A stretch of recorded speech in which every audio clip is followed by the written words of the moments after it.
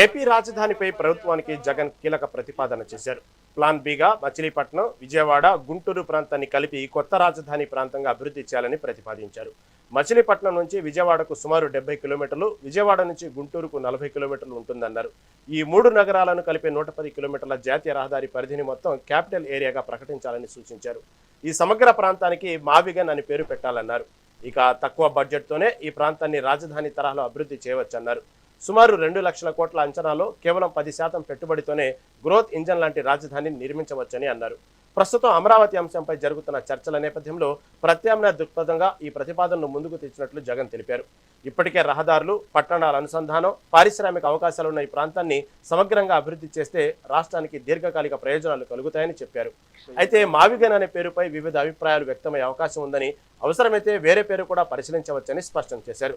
ప్రజల అభిప్రాయాలు, నిపుణుల సూచనలు తీసుకుని తుది నిర్ణయం తీసుకోవాలన్నారు. 7 ఏళ్లు ముఖ్యమంత్రిగా ఉంటూ అమరావతి అనేది తన పెట్ ప్రాజెక్ట్ అంటూ తాను నినాదమిస్తూ తాను ఇంతవరకు కట్టింది ఎంత? నిజంగా సెల్ఫ్ ఫైనాన్స్ ప్రాజెక్ట్ అయిందా? ఇది నిజంగా అమరావతి అని సెల్ఫ్ ఫైనాన్సా? ఈయన డబ్బా కొట్టినట్టుగా ఏ దేశం పోతే ఆ దేశం బొమ్మలు ఈయన చూపిస్తాడు.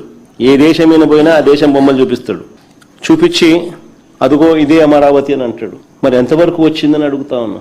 దేశానికి మాత్రమే రాజధాని ఉంటుంది తప్ప రాష్ట్రాలకు రాజధాని అనేది కాన్స్టిట్యూషన్లో లేదు. Only seats of governance. ఈ ఫ్యాక్ట్ నిజంగా కూడా ఎవరు కూడా మర్చిపోకూడదు. సాక్షాత్తు కేంద్ర ప్రభుత్వం కూడా రాజధాని అనేది రాష్ట్రాల ఇష్టం అంటూ అధికారికంగా వీళ్ళు మన ఏపీ హైకోర్టులో కౌంటర్ అఫిడవిట్ కూడా దాఖలు చేసినారు. కేంద్ర ప్రభుత్వం ఆంధ్రప్రదేశ్ హైకోర్టులో ఒక కౌంటర్ అఫిడవిట్ కూడా దాఖలు చేసినారు. ఈ మేరకు రాజధాని విషయంలో కేంద్ర ప్రభుత్వానికి ఎలాంటి పాత్ర లేదు అని కూడా ఆ అఫిడవిట్లో వాళ్ళు పేర్కొన్నారు.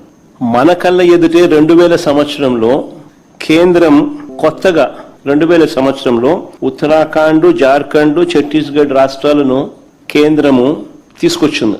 మన కళ్ళ ముందని 2000 సంవత్సరంలో ఆ రాష్ట్రాలకు రాజధానులు ఎలా వచ్చాయి? కేంద్రం ఏదైనా డిసైడ్ చేసిందా? కేంద్రం నిర్ణయించలేదే. ఆయా రాష్ట్రాలు వాళ్ళు నిర్ణయించుకున్నారు. మరి ఎవరికి వర్తించింది?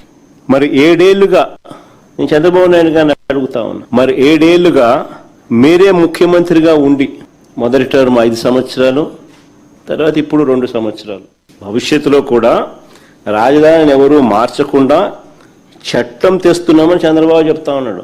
ఇలా అసెంబ్లీలో వీళ్ళు చేయగలేంది మళ్ళీ అదే అసెంబ్లీలో మళ్ళీ దాని మార్పులు చేయలేరా? చట్టాల గురించి మాట్లాడే ఈ వ్యక్తి చట్ట సవరణల గురించి మాట్లాడ్డా? తెలియదా? ఈయనకేమన్నా తెలుసు, కానీ డ్రామా. ఇంతకుముందు నేను చెప్పినట్టుగా ఈ డ్రామా అంతా ఎందుకు? తన అవినీతిని కప్పిపుచ్చుకునేందుకు డ్రామా. ఏ చట్టమైనా కూడా చట్టసభ ద్వారా చట్టం చేయగలుగుతుంది, చట్టంలో సవరణలు కూడా చేయగలుగుతుంది. ఇది అందరికీ తెలిసిన విషయాలే. 3 ఏళ్ల పిల్లోడు 6 ఏళ్ల పిల్లోడిని అడిగినా చెప్తారు. కానీ చంద్రబాబు నాయుడు ఏదో కొత్తగా ప్రజలకు తెలియనట్టుగా, దాన్ని పక్కదోవ పట్టించేట్టుగా, దాన్ని ఏదో విప్లవాత్మకంగా తీసుకొని వస్తానట్టుగా ఓ బిల్డప్, దానికి ఒక కథ, ఎందుకు అదంతా చేస్తా ఉన్నాడంటే తన అవినీతి నుంచి టాపిక్ డైవర్ట్ చేసింది. చంద్రబాబు నాయుడు అడుగుతానా, నువ్వు ఈ ప్రాంతంలో ఉన్నావా అని అడుగుతా ఉన్నా. మనస్ఫూర్తిగా ఇక్కడ కాపురం పెట్టావా అని అడుగుతా ఉన్నా. ఇప్పటికీ కూడా మీ కుటుంబాలన్నీ ఎక్కడున్నాయని అడుగుతా ఉన్నా. 2019 వరకు హైదరాబాదుకు షటిల్ సర్వీస్, 2019 వరకు కూడా ఒక పక్కన ముఖ్యమంత్రిగా ఉంటూ మరోవైపున హైదరాబాదుకు షటిల్ సర్వీస్. ప్రతిపక్ష నాయకుడిగా ఎన్నికల వరకు వీళ్ళ అడ్రస్ అంతా హైదరాబాద్. ఇప్పుడు కూడా వారానికి 2 రోజులు, వారానికి 5 రోజులే ఇక్కడ. అది ఈయన పవన్ కళ్యాణ్, ఈయన కొడుకు అయితే అది కూడా వారానికి 4 రోజులు ఉంటే గొప్ప సంగతి. పవన్ కళ్యాణ్ అయితే అసలు ఆయన ఎప్పుడు ఉంటాడో కూడా తెలియదు. ప్రత్యేకంగా ఒక్కొక్కరికి ఒక్కొక్క విమానం, షటిల్ సర్వీస్. ఇవన్నీ వాస్తవాలు నేను చెప్పేటివి. ఏదైనా కానీ దుమ్మెత్తిపోయాలా అసెంబ్లీ అన్నది, అసెంబ్లీలో దుమ్మెత్తిపోయాలి అనే ఒక ఆరాటంతో మమ్మల్ని తిడతారు తప్ప మేము అడిగే ప్రతి ప్రశ్న వాస్తవంగా లోతైన ప్రశ్నలు, ప్రతి ఒక్కరూ ఆలోచన చేయదగ్గ ప్రశ్నలు. ఫేర్గా నిజంగా ఈ సబ్జెక్ట్ మీద మాట్లాడదాం, ఫేర్గా ఈ సబ్జెక్ట్ను ప్రస్తావిద్దాం.